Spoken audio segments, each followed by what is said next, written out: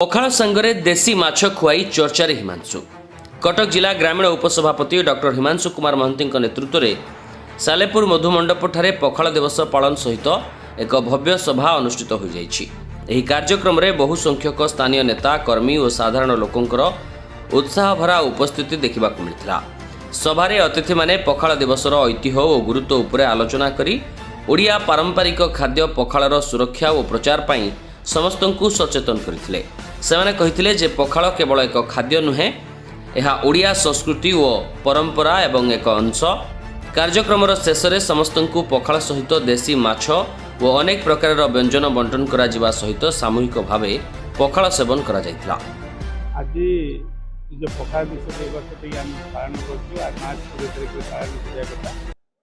किंतु आज विलंब पालन कर कहीं जगन्नाथ घी पखाल खाए भल पाए कि ओडियार जिते अच्छी आमर खाद्य पखाल खाद्य पखाल आलू चोखा को आउ न खाई कि जिते पखाल खाइले देह स्वास्थ्य भल रहा सहित आमर चिंताधारा ओडिया मानकर चिंताधारा भावप्रण भाषा से पखाल ही बाहर से आम आज पखाल दिवस पालन करूँ।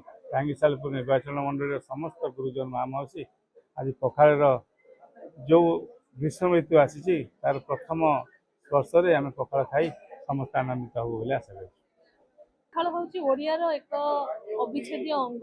से पखाल कंसा भितर ओडियार केते भावावेग थाए से केवल ओडिया लोक ही कहीपर। प्रभु जगन्नाथ भी से पखाल बाद पड़ी ना, महालक्ष्मी पखाल देकरी खुशी करे।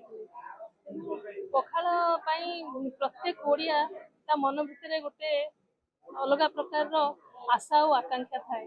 आज सालेपुर आमर पखाल दिवस पालन करा जायछि।